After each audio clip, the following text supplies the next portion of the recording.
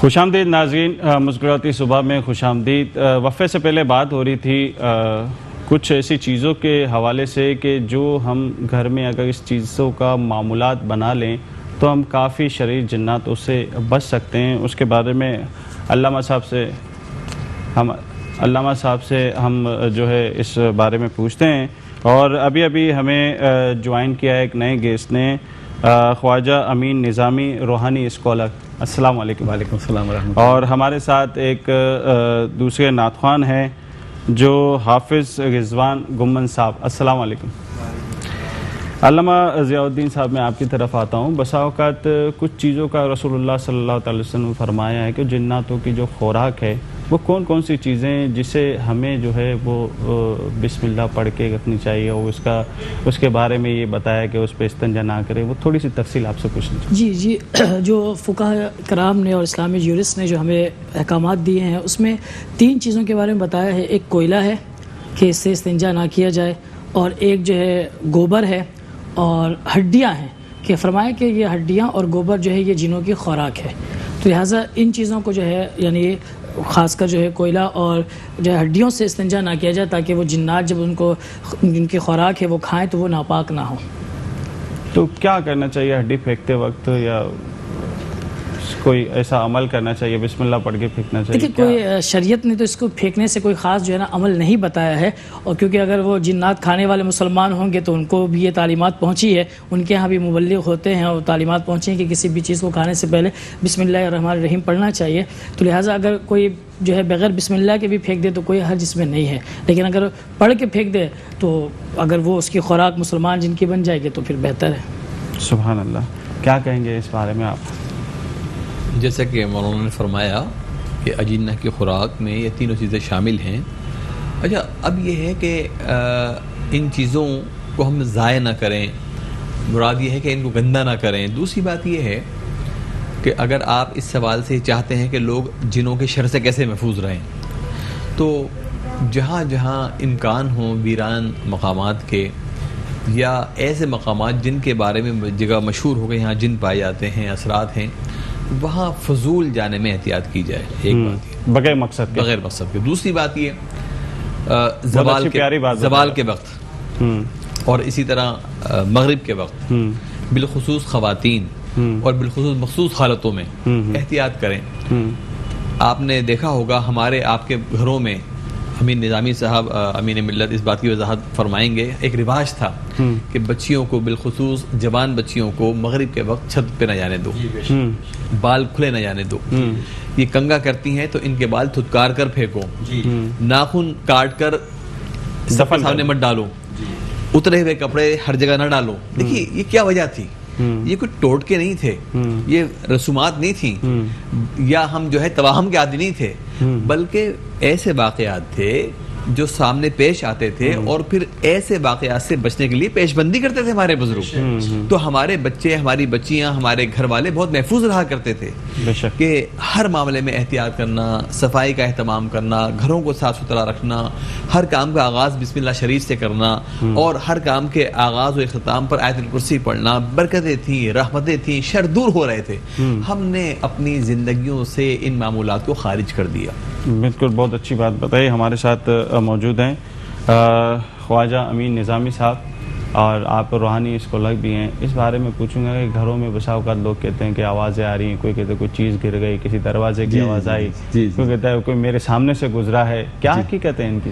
جی، بہت پیارا آپ نے بتایا ہے، اور اس ضمن میں جو حضرت نے قاضی نورانی صاحب نے فرمایا ہے اور اشرفی صاحب نے فرمایا ہے، اس میں اگر آپ اجازت دیں تو ایک جملہ اضافہ کر دوں۔ جی بالکل، کہ گوبر، ہڈی اور کوئلہ تینوں میں جو، کیونکہ سرکار نے فرمایا ہے کہ نظامی صاحب اس کو جسٹیفائی کریں گے نا کہ آخر کیوں حضور نے منع فرمایا ہے۔ ہر چیز کی لاجک ہے نا، سائنٹیفک لاجک اس کی یہ ہے کہ گوبر، ہڈی، کوئلہ تینوں میں میتھین گیس ہوتی ہے، اور وہ میتھین گیس میں کاربن کا مقدار بہت زیادہ ہوتی ہے. اگر ہم اس سے استنجا کریں گے تو ہماری جو ڈیوڈینم ہے یعنی جو بڑی آنت مکس ہو جائے گی, ہاں بڑی آنت جو ہے وہ اس میں مکس ہو جائے گا, وہ اس کے اندر سک کرنے کی صلاحیت ہوتی ہے بڑی آنت میں. اسی لیے ایک فتویٰ بھی آیا ہے کہ جو روزے میں زیادہ لمبا پانی نہیں لو استنجے کے لیے کہ اندر سک ہو جاتا ہے. تو سک کرنے کی جو ہوتی ہے تو وہ ریورس آسموسس جو آپ یہ جو پلانٹس چل رہے ہیں آپ کے پانی کے, وہ والا عمل ہو جاتا ہے. اس سے کیا ہوتا ہے کہ وہ پھر جا کے دماغ کی طرف جاتی ہے اور اعصاب پہ برا اثر پڑتا ہے, اس سے ہماری ہذیانی کیفیت ہو جاتی ہے. اس لیے حضور نے استنجا, کیونکہ مراقبے کی جو ہے نا اب ڈیفینیشن تھوڑی سی چینج ہوئی ہے, اب ہم کو سائنس کو بھی لے کے چلنا پڑے گا. بے شک کرنا پڑے گا, کیونکہ سائنس ساری کی ساری غلام ہے, لونڈی ہے, کنیز ہے قرآن پاک کی نا. بے شک سبحان اللہ.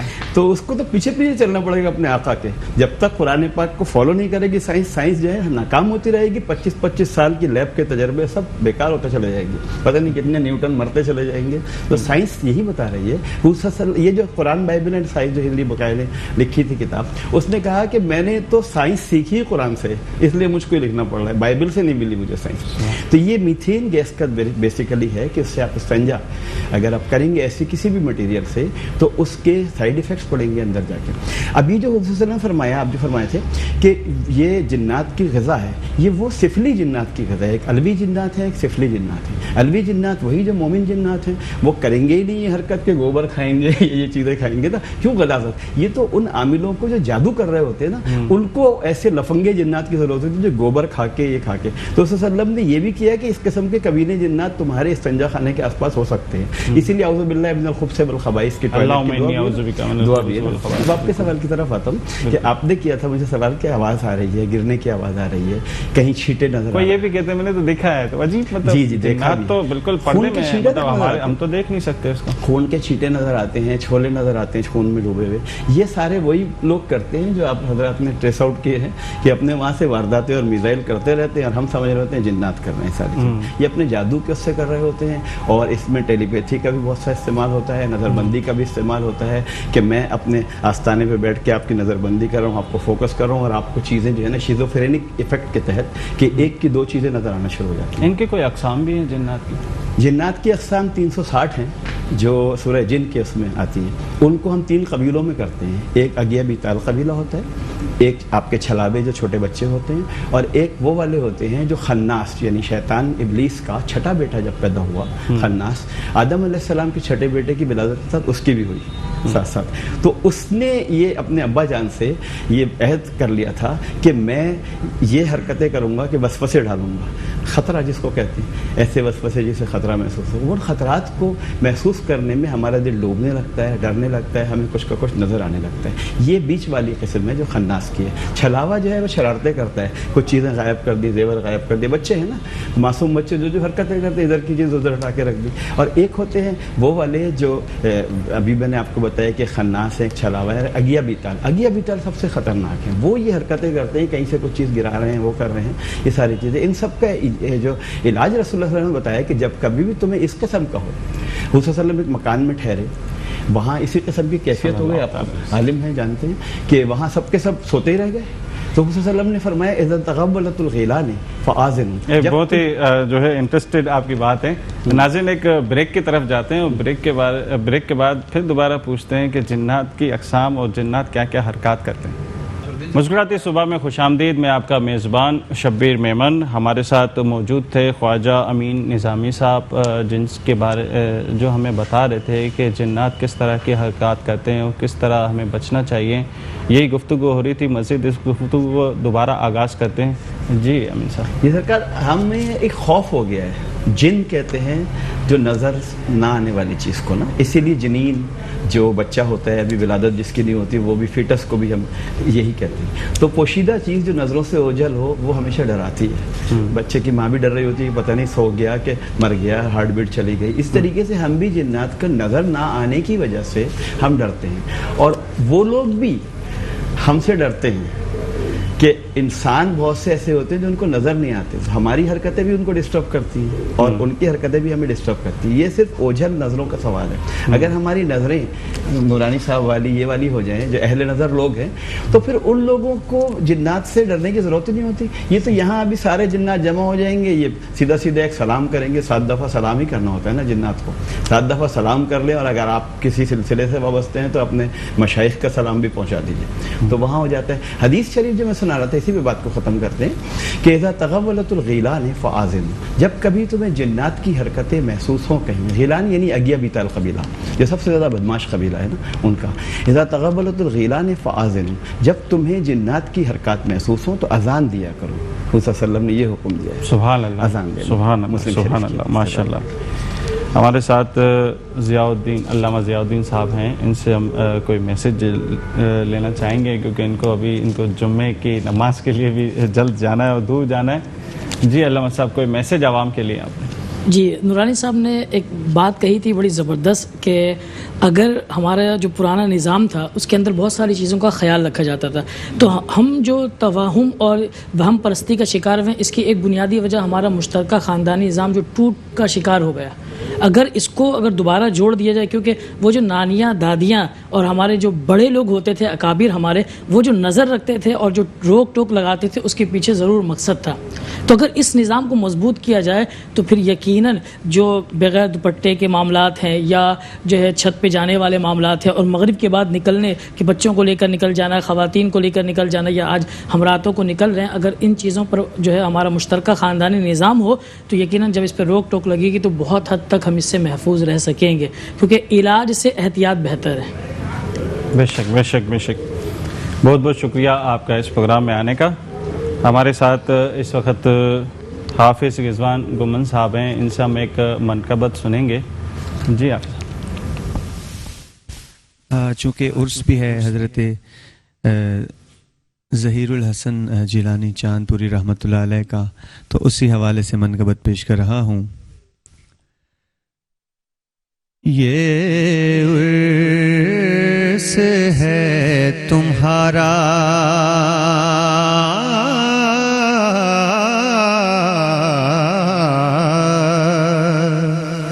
یہ عرس ہے تمہارا ظہیر الحسن جیلانی،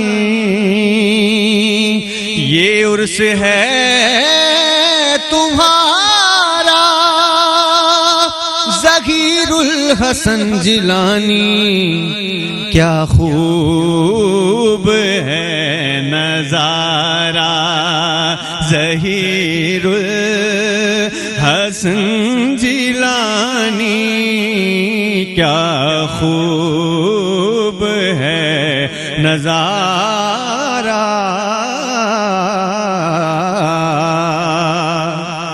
مولا علی کے دل بے حسنین کے ہو جانی،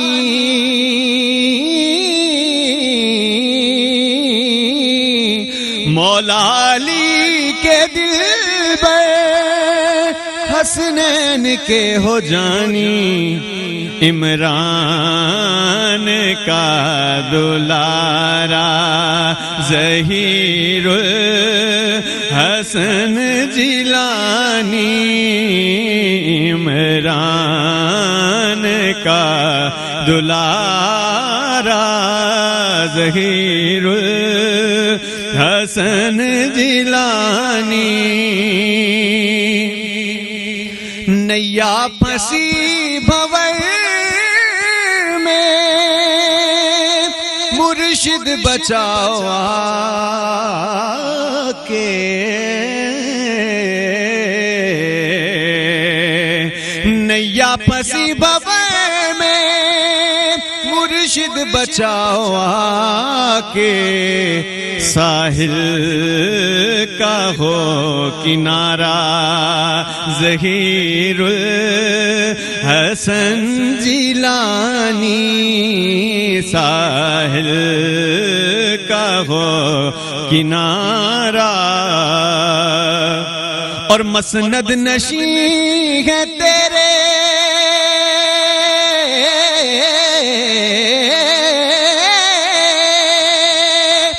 خواجہ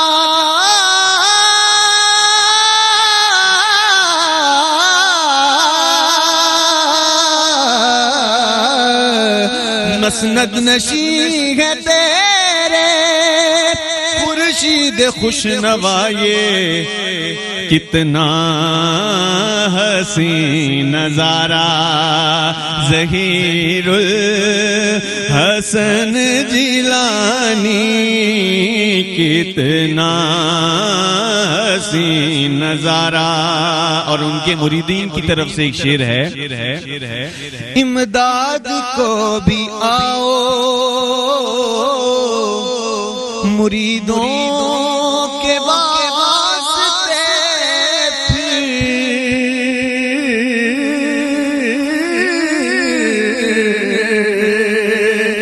امداد کو بھی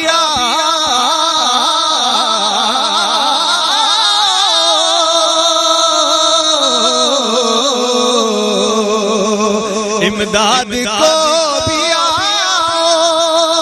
مریدوں کے واسطے پھر ہر دم تمہیں پکارا ظہیر الحسن جیلانی. حلقہ علوی پہ ہو چشمے کرم حلقہ علوی پہ ہو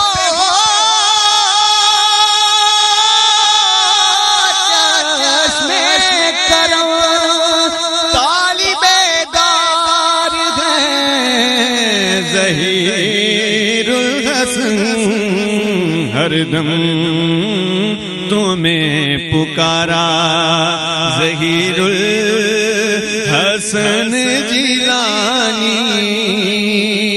اور مکتا ہے ملا شرف یہ رضا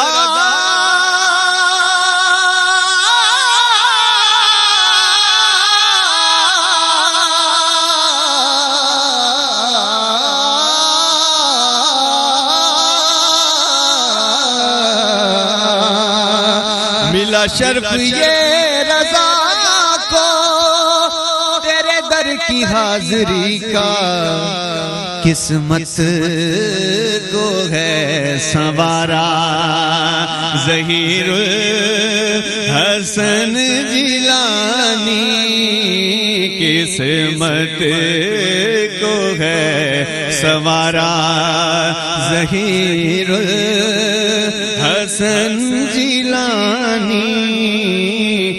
یہ عرس ہے تمہارا ظہیر الحسن جیلانی.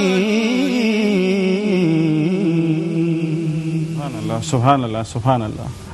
ناظرین اب ایک بریک کی طرف جا رہے ہیں. بریک کے بعد معروف روحانی شخصیت حضرت علامہ سعید ظہیر الحسن جیلانی رحمۃ اللہ تعالیٰ علیہ کے بارے میں بات کریں گے. ان کی خدمات دین کی ہیں, اس سلسلے میں بات کریں گے. ایک بریک کے بعد ایک چھوٹا سا وقفہ لیتے ہیں.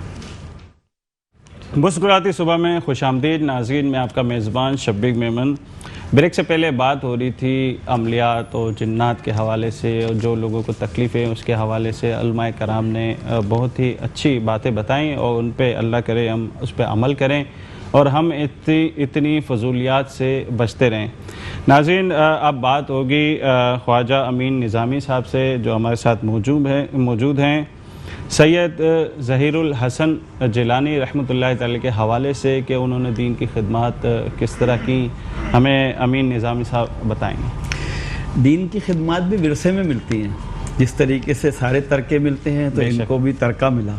ترکہ امام اللہ پاک جو ہے اپنے بندوں کو چن لیتا ہے نا جی، وہی لوگ خدمت کرتے ہیں. بے شک. ہاں تو ان کی بھی باقاعدہ بعثت ہوتی ہے نا. سلام علیہ یوم ولدا و یوم یموت و یوم یبعث حیا. ان کے یوم ولادت پہ سلام، ان کے وصال کے دن پہ سلام، اور پھر ان کے ذمہ داری ملنے کے دن پر. تو علامہ سید ظہیر الحسن جیلانی چاندپوری رحمۃ اللہ علیہ کو ولادت کے وقت ہی ذمہ داری مل گئی تھی. یہ مادرزاد ولی تھے، اور ان کی والدہ محترمہ نے باقاعدہ یہ دیکھا تھا خواب میں کہ یہ بچہ آگے جا کے کس طرح مولا علی کے چراغ روشن کرے گا. تو ان کو ذمہ داری جب وہی مل گئی تو خدمتیں بھی وہیں سے شروع ہو گئیں. چھوٹے سے تھے تو بچوں کے ساتھ مل کر حلقہ کرتے تھے. اتنا چھوٹا سا بچہ 4 سال کا اللہ کرا رہا ہے لوگوں کو، تو وہیں سے ذمہ داری ہو گئی. پھر انہوں نے وہاں سے، ان کے خاندان میں ہجرتیں بہت ہوئیں، تو امام موسیٰ کاظم رضی اللہ تعالیٰ عنہ، پھر ان کے بیٹے سے ان کی آگے نسل کا سلسلہ چلا. تو وہ پورا کا پورا شجرہ، ان کا نسبی شجرہ خدمات ہی خدمات سے بھرا ہوا ہے. ان خدمات کو جب یہاں تک پہنچایا گیا تو سورہ فتح کی وہ آیت یاد آتی ہے، کذر ان اخرج شطأہ فآزرہ فاستغلظ فاستوى علی سوقہ یعجب الزراع. وہ جو پانی دینے والا تھا وہ دیکھ کر خوش ہو گیا، یعنی امام موسیٰ کاظم رضی اللہ تعالیٰ عنہ دیکھ کے خوش ہو گیا کہ یہ پہلے کوپل تھا، پھر ڈنٹھل بنا، پھر تنا بنا، پھر پتے دینے لگا، پھر پھول دینے لگا، پھر پھل دینے لگا. یہ حلقہ علویہ قادریہ حضرت علامہ جیلانی چاندپوری رحمۃ اللہ علیہ نے جو پاکستان تشریف لاتے ہی کھول لیا تھا. یہ سلسلے کے بانی یہاں پاکستان بنتے ہی یہاں آئے، اور پہلا کام یہ کیا کہ قادری حضرات کو علوی نسبت کے ساتھ روشن کرنے کا کام شروع کیا. تو یہ روشن چراغ ہیں اس کے. اور جو ابھی منقبت میں پڑھا کہ ان کی کرنوں کو، اب آپ دیکھیں کہ نام آپ نے ابھی لیا ظہیر الحسن، امام حسن نے مجتبیٰ کا ظہور یہ ہے، تو بیٹا جو ہے وہ خورشید الحسن ہے. یہ اشراق ہیں تو وہ چاشت ہے. دیکھیں تو ذرا ان کی خدمات وہاں تک ہیں. اب ان خدمات میں ابھی ہم اگر درگاہ جیلانی چاندپوری میں جائیں گے تو آپ کو اسکول نظر آئے گا. سب سے پہلے انہوں نے یہ محسوس کیا کہ بچوں میں لٹریسی بڑھائی جانی چاہیے. ایمان اخبار بھی انہوں نے نکالا. جس زمانے ایمان اخبار نکال رہے تھے تو مجھ نکمے کو بھی یاد کیا تھا کہ آجا بھائی، تو ہم بھی آ گئے، ذرا ان سے سیکھنے کے لیے آئے تھے کیونکہ صحافت ہمارا پیشہ ہے، تو ان سے سیکھا بہت کچھ. اور یہ دیکھا کہ اس زمانے اسلام اخبار بھی شروع ہو گیا تھا، تو اسلام کے جواب میں ایمان تو آنا ہی تھا نا. تو وہ بھی ایک خاص خدمات تھی کہ صحافیانہ خدمات میں، کہ آپ کو پتہ ہی ہے کہ صحیفے نازل ہوئے تو صحیفوں کے لکھنے والے صحافی کہلائے. انہیں جتنے بھی انبیاء کرام کے جو صحیفے لکھے گئے وہ حضرات صحافی کہلاتے تھے. اسی لیے آپ لوگ صحافی جو ہے نا مقدس کام سے وابستہ ہیں. بعد میں انہی صحافیوں نے جب ختم نبوت ہوئی اور خاتم النبیین کا دور آیا تو انہی صحیفہ نویسوں نے جو صحافی تھے یہ سوچا کہ ہمیں ان کی خدمت میں بھی رہنا چاہیے، ان کی صحبت میں بھی رہنا چاہیے. تو اب وہ صحافی سے صحابی ہو گئے. ان صحابیوں کا سارا عرق ان میں حضرت ظہیر الحسن رحمۃ اللہ علیہ میں آیا. اور اب 17 سال سے خورشید الحسن صاحب جو خدمات انجام دے رہے ہیں، آپ ان کی خانقاہ میں جا کے دیکھیں تو وہ پورا نقشہ ملتا ہے کہ خوشا مسجد و ممبر و خانقاہ کہ درو بوت قیل و قال محمد. جہاں قیل و قال محمد نظر آ رہا ہو کہ ادائیں، حضور صلی اللہ علیہ وسلم فرمایا کہ الشریعت و اقوالی، شریعت میرے اقوال ہیں، والطریقت و افعالی، اور طریقت میری ادائیں ہیں، والحقیقت و احوالی، اور معرفت میری اندر کی کیفیتیں ہیں. حضرت خواجہ ظہیر الحسن چاندپوری رحمۃ اللہ علیہ میں سادات بجنور سے تعلق تھا ان کا، تو اتنی مطلب ان کے اندر یہ تمام تینوں کی تینوں جھلک موجود تھی. تو انہوں نے احادیث پر اور قرآن پر جو عبور حاصل کیا وہ ان کا اقوالی میں چلا گیا. طریقت کا تو الطریقۃ کلہ ادب، وہ تو ادب ہی ادب انہوں نے سکھایا. آج حلقہ علویہ قادریہ پورا سراپا ادب نظر آیا. اب معرفت کی جو چیزیں وہاں سے ہو رہی ہیں اس میں آپ یہی دیکھ لیجئے کہ کس قدر لوگ ان کے یہاں نورانی صاحب جیسے اتنے جید علماء کرام بھی ادنا بالکل اسٹوڈنٹ کی طرح بیٹھتے ہیں اس خانقاہ میں جا کے نا. تو یہی ان کی علمی جو بلندی ہے کہ انہوں نے خدمات انجام دی. اور ایک خدمت بڑی پیاری تھی، انہوں نے یہ بات بچپن سے سن رکھی تھی کہ مولا علی نے فرمایا کہ جس یتیم بچی کا کوئی باپ نہ ہو وہ زور سے کہہ دے کہ میرے سر پہ علی کا ہاتھ ہے. حضرت خواجہ ظہیر الحسن چاندپوری رحمۃ اللہ علیہ نے اس حدیث پر، کیونکہ خلفائے راشدین کی زبان سے نکلا ہوا لفظ رسول اللہ صلی اللہ علیہ وسلم کی زبان مبارک کا لفظ کہلاتا ہے، آثار کہلاتے ہیں وہ. جس طرح رسول اللہ صلی اللہ علیہ وسلم کی زبان مبارک سے نکلا ہوا لفظ وہی کہلاتا ہے وَمَا يَنطِقُ عَنِ الْهَوَىٰ إِنْ هُوَ إِلَّا وَحْيٌ يُوحَىٰ. اسی طرح ان خلفائے راشدین کے الفاظ مبارک کو بھی حدیث کے زمرے میں شمار کیا تھا. کیوں سرکار ایسا ہی معاملہ درجہ والا دیا جاتا ہے عام. سبحان اللہ. ہمارے ساتھ موجود ہیں علی احسان صاحب. جو اس وقت جتنی بھی کراچی کے اندر بڑی سی بڑی نعت رسول مقبول صلی اللہ علیہ وسلم کے پروگرام ہوتے ہیں، وہاں ان کا موجود ہونا، اگر کہے کہ کوئی علی حسن نہیں ہے تو وہ نعت خوانی جو ہے وہ جو ہے اس کے آرگنائزر جو ہے وہ ان کا انتظار کرتے ہیں کہ علی حسن صاحب اس میں نہیں ہیں. مطلب مٹھائی میں مٹھاس نہیں ہوتی. بالکل بالکل. علی حسن صاحب سے ہم پوچھیں گے کہ تھوڑی سی جو ہے حضرت سید ظہیر الحسن جیلانی صاحب کے بارے میں، کہ آپ ان کی خانقاہ میں بھی گئے اور وہاں پر جو نظام چل رہا ہے اس کو بھی آپ نے دیکھا، کیا آپ کو دیکھنے میں آئے کہ علم کے حوالے سے کیا کام ہو رہا ہے وہاں؟ بسم اللہ الرحمن الرحیم. سب سے پہلے میں مبارکباد پیش کرتا ہوں کیونکہ آج 17واں سالانہ عرس مبارکہ سیدنا ظہیر الحسن جیلانی رحمۃ اللہ کا منعقد کیا جا رہا ہے، اور حضرت سید ظہیر الحسن جیلانی رحمۃ اللہ کے متعلق تو مفصل گفتگو خواجہ امین نظامی صاحب نے فرما دی ہے. کہنے کا مقصد یہ ہے کہ علمیت کے حوالے سے ایک اچھی اور بہترین دینی گاہ میں جو شمار ہوتا ہے وہ خانقاہ الویہ القادریہ کا ہوتا ہے. اور جیسا کہ ابھی آپ کے علم میں بھی ایک آپ نے خود سوال کیا، آپ خود بھی اس درگاہ میں ابھی کچھ دن قبل گئے تھے، اور میں بھی، میرے تو آنا جانا لگا رہتا ہے. تو اسکول کا ایک سسٹم انہوں نے وہاں ارینج کیا ہے، اور وہاں بچوں کو دینی تعلیم کے ساتھ ساتھ تصوف کی تعلیم سے بھی روشناس کیا جاتا ہے، اور بچیاں جو ہے وہاں پر تعلیم حاصل کر رہی ہیں. تقریباً کم و بیش وہاں پر 800 کے قریب بچے اور بچیاں تعلیم حاصل کر رہی ہیں. اور اس کے ساتھ ساتھ جیسا کہ چونکہ فلاحی کاموں کی جانب بھی علامہ ظہیر الحسن جیلانی رحمۃ اللہ کی خدمات گراں خدمت رہی، اور اس کے علاوہ صحافت کے ساتھ ساتھ سیاست سے بھی آپ کا تعلق رہا. 400 یتیم بچیوں کی شادیاں کریں بالکل گھر بسائے، کم و بیش 400. تو یہ اور آج بھی اس خانقاہ سے بہت سارے مستحقین خاندان کے اندر راشن کی ہر ماہ تقسیم جاری ہوتا ہے. سبحان اللہ سبحان اللہ. ہمارے ساتھ قاضی احمد نورانی صاحب بھی موجود ہیں. علامہ صاحب آپ سے پوچھنا چاہوں گا کہ ان بزرگ کے حوالے سے، ان کی خانقاہ کے حوالے سے کیا اس وقت جو کام آپ کو نظر آیا؟ حضرت پیر طریقت رہبر شریعت، واقف رموز حقیقت، قطب وقت حضرت سید ظہیر الحسن شاہ صاحب جیلانی چاندپوری علیہ رحمہ ان شخصیات میں سے تھے جنہیں اللہ تبارک و تعالیٰ نے اپنا قرب عطا فرمایا. اور پھر ہمہ جہت شخصیت، اگر آپ سیاسی میدان کی بات کریں تو 1988 میں وہ اسی شہر سے جمعیت علماء پاکستان کے ٹکٹ پر قومی اسمبلی کے امیدوار رہے. مختلف عظیم تحریکوں میں فعال حصہ لیا، بالخصوص اس شہر کو بنانے، سنوارنے، اس کو آراستہ کرنے کی جب بات آئی تو ان کے مشورے شامل حال رہے. اور پھر روحانی اگر مدارس کی بات کریں تو اکرم کمبو نے ایک خواب اپنا بیان کیا ہے. وہ کہتے ہیں کہ میں نے دیکھا کہ ایک لشکر جرار چلا جا رہا ہے، اور اس کے لشکر کے سربراہ سے میں نے کہا کہاں جا رہے ہو؟ تو کہا میں قطب الاقطاب کی بارگاہ میں جا رہا ہوں.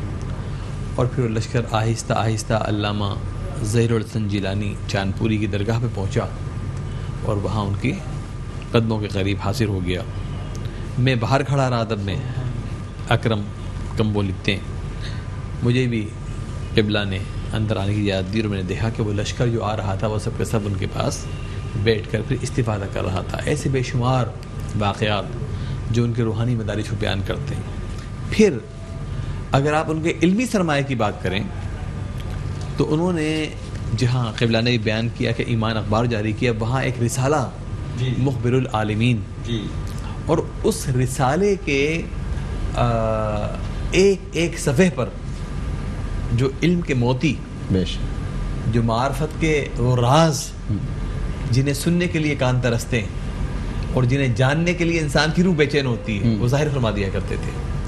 پھر انہوں نے ایک تصنیف اسلام اور انسان کے نام سے لکھی، اور اس تصنیف کا معیار یہ تھا کہ نہ صرف پاکستان بلکہ دنیا کے مختلف خطوں کے بڑے بڑے اسکالر اس تصنیف پر جب رائے لکھتے تھے اپنی، تو وہ اس حیرت کا اظہار کرتے تھے کہ علامہ ظہیر الحسن جیلانی کے پاس اتنا علم کہاں سے آیا؟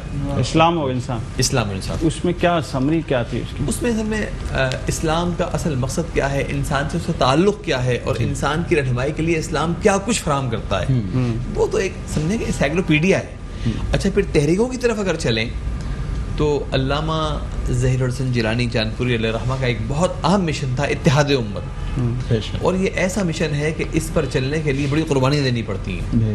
آپ کسی ایک طبقے کے نمائندے تو ہوتے ہیں، لیکن جب آپ اتحاد کی بات کرتے ہیں تو خود آپ کے طبقے سے اعتراض اٹھنا شروع ہو جاتا ہے. انہوں نے سفینہ کل انسانیت کے حوالے سے بات ہوگی. سفینہ نوح نامی ایک تحریک شروع کی، اور اس کی نسبت اس حدیث مبارکہ کی طرف کی جس میں اللہ کے نبی صلی اللہ علیہ وسلم نے امت کی نجات کے لیے اشارہ فرمایا ہے، اور اس میں انہوں نے تمام مسالک کے لوگوں کو جمع کرنے کی کوشش کی، بالخصوص سنی اور شیعہ علماء کو ایک جگہ بٹھایا، ان کے اختلافات کم سے کم کرنے کی کوشش کی، اور اس پر انہوں نے بڑے الزامات سہے.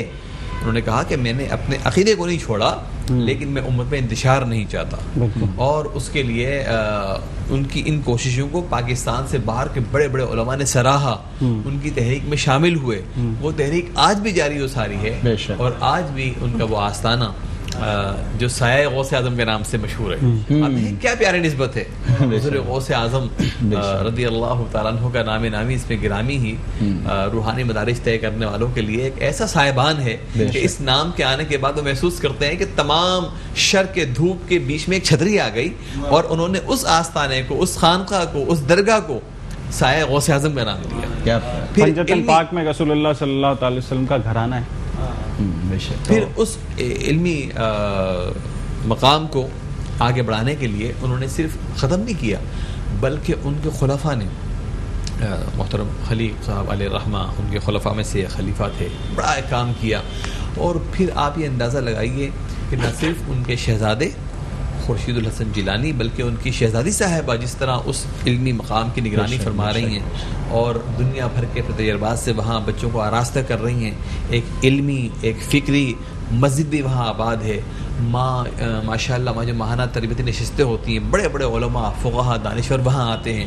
تو ہم کہہ سکتے ہیں کہ علامہ ظہیر الحسن جیلانی ایک ہمہ شخصیت تھے، اور انہوں نے اپنی زندگی میں جو وسائل جمع کیے اسے امت کی بہتری کے لیے، فروغ انسانیت کے لیے، فلاحی کاموں کے لیے علمی اور فکری مختلف زاویوں سے اس طرح منظم کر دیا کہ آج وہ کام جاری و ساری ہے، اور یہی ان کی سب سے بڑی کرامت. بے شک بھائی، کوئی بھی بزرگ جو ہے وہ ایک درخت کی مانند ہوتا ہے کہ جس کی شاخیں جو ہے وہ پھیلتی ہیں اور پھل اس کے اندر سے نکلتے جاتے ہیں. بہت ہی اچھی آپ نے پیاری بات بتائی. میں آتا ہوں خواجہ امین نظامی صاحب کے پاس کہ ان کی تصانیف جو مزید جو لکھی ہوئی ہیں اور ان کے کچھ اقوال ہوں گے، اس کے حوالے سے تھوڑی سی آپ سے بات کرنا چاہوں گا. تصانیف کا جہاں ہے کہ وہ مستقل ان کا قلم چلتا ہی رہتا تھا. میں تو یہ کیونکہ ذاتی طور پہ بھی ان کے خدام میں رہا اور بہت کچھ سیکھ رہا تھا، تو مجھے تو یہ لگ رہا ہے صرف وہ نمازوں کے لیے قلم سرانے رکھتے تھے. اور ابھی خورشید میاں کی تو بہت بڑا اسائنمنٹ یہ ہے کہ ان کی وہ تصانیف جب قلمی نسخوں کی شکل میں ابھی ڈائریوں میں ہیں وہ چھاپنی ہیں. 99 تصانیف آپ کی موجود، وہ ان کے قلم کی لکھی بھی ہیں. اب کتنی چھپ گئی ہیں وہ نورانی صاحب بتائیں گے کہ اسلام اور انسان اس طرح کی جو ہیں وہ، چونکہ میں سمندر پار زیادہ رہا خورشید میاں کی طرح، تو پیچھے کیا چھپتی رہی.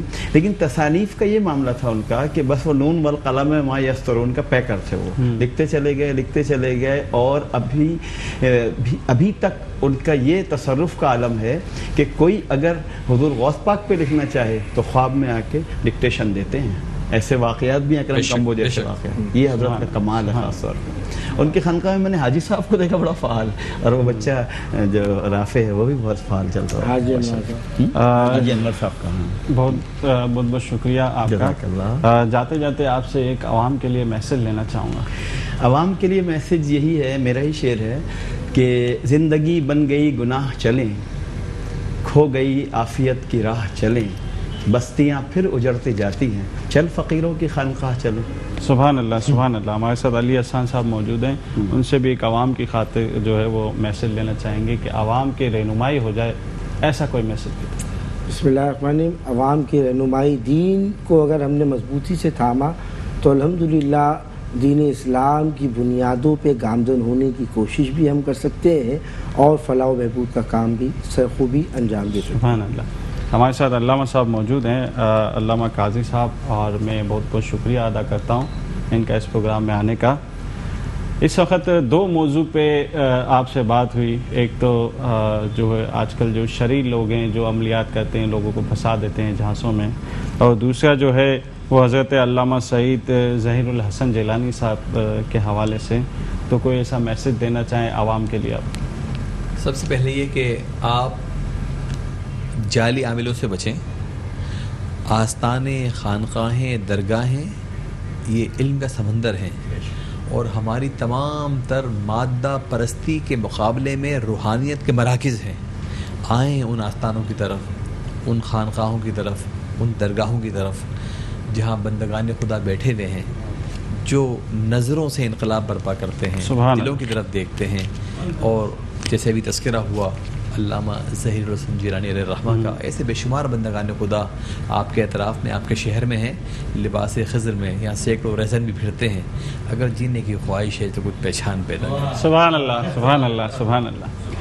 माशाल्लाह, हम तीनों हज़रात का शुक्रिया अदा करते हैं। नाज़रीन, जाते जाते एक बात जो है वो आवाम के लिए बहुत ही ज़रूरी है कि अल्लाह और रसूल की अताअत कीजिए, और जो चीज़ें शरीयत पर हैं अगर आपको नहीं मालूम, उलमा कराम से रब्ता कीजिए, जय्यद उलमा कराम से आप मिलिए, अपने मसाइल को पूछें। अगर आपके साथ कोई रूहानी मसला हो जाता है या कोई आपको शरई हवाले से आपको कोई मालूमात नहीं होती, नमाज के हवाले से, गुस्ल के हवाले से, नमाज के वाजिबात, हज, उम्रा, जितनी भी चीज़ें हम पे फ़र्ज़ की गई उनकी मालूमात, और अपने बिज़नेस के हवाले से, ख़ास कर कारोबार के हवाले से आप ज़रूर जो है उलमा कराम से रब्ता करें। हज़रत फ़ारूक आज़म रज़ी अल्लाह ताला अन्हु ने अपने दौर में एक ऐलान किया था कि हमारे बाज़ार के अंदर वही शख्स आ सकता है जो दीन का आलिम हो, अदरवाइज़ किसी को परमिशन नहीं थी बिज़नेस करने की, क्योंकि इसके अंदर बहुत सारे मसाइल हैं। हम कभी कभी हकूक़ुल इबाद का जो है ख़िलाफ़ करते हैं, लोगों को तकलीफ़ देते हैं, लोगों का माल खाते हैं। ये चीज़ें भी हमारे लिए तकलीफ़ दे होती हैं, क्योंकि कुरान करीम में ये आयत है जिसका तर्जुमा है, मैं मफ़हूम आपको बयान करता हूँ कि जो तुमको तकलीफ़ पहुँची वो तुम्हारे हाथों की थी। कुछ चीज़ें ऐसी होती हैं जो हमारे हाथों से होती हैं, और हम ये समझते हैं कि हमने किसी ने कोई हम पे जादू कर दिया, टोना कर दिया, ये कर दिया। उन चीज़ों को हम दुरुस्त करें, उनको बेहतर करें। पहले ख़ुद हम सही हो जाएं, तो फिर उसके बाद अल्लाह की मदद हमारे पास आएगी और हमें मदद मिलेगी, और हमारे मामलात सुधरना शुरू हो जाएंगे। ख़ुद सही होंगे तो सब ठीक हो जाएगा। और अगर आजमाइश भी आ जाती है तो फिर भी अल्लाह से रुजू करें, तौबा करें, इस्तग़फ़ार पढ़ें, नमाज़ पढ़ें, सही तरीके से इल्म, जो चीज़ें हम पे फ़र्ज़ की गई उसका इल्म हासिल करें। नाज़रीन, जाते जाते अभी मुझे इजाज़त दीजिए, मैं शब्बीर मेमन अगले जुम्मे फिर हाज़िर होंगे। जाते जाते हम एक नाते रसूल मकबूल सल्लल्लाहु ताला अलैहि वसल्लम रिज़वान गुम्मन साहब से सुनेंगे। जी, कि आज बात ही ऐसी नूरानी हस्ती की चल पड़ी है, तो मैं जाते जाते एक और कलाम अली भाई ने लिखा है, उसके भी चंद अशार पेश करता हूँ। जी मन कबत आरिफ़े अनवार हैं ज़हीरुल हसन, आरिफ़े अनवार हैं ज़हीरुल हसन, वाकिफ़े असरार हैं ज़हीरुल हसन, इल्म व हिकमत में नहीं सानी तेरा,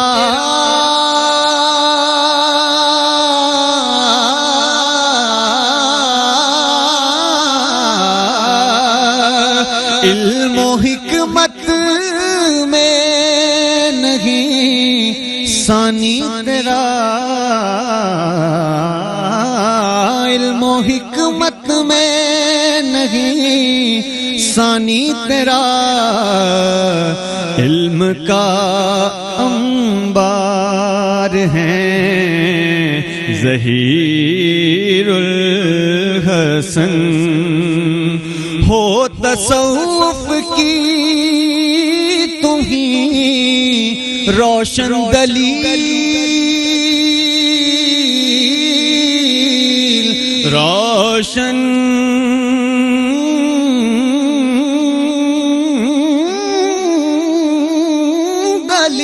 دلیل، ہو تصوف کی تمہیں روشن دلیل، معرفت کا باڑ ہیں ظہیر الحسن، مسند خورشید پر تم ہی تو ہو،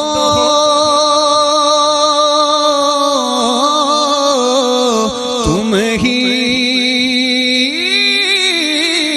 تو ہو، مسند خورشید پر تم ہی تو ہو، فیض کا اظہار ہے خورشید ظہیر الحسن، اور مکتا ہے ہو رضا پر بھی تیری بس ایک نظر، ہو رضا پر بھی تیری بس ایک نظر، حاضر دربار ہیں ظہیر الحسن، واقف اسرار ہیں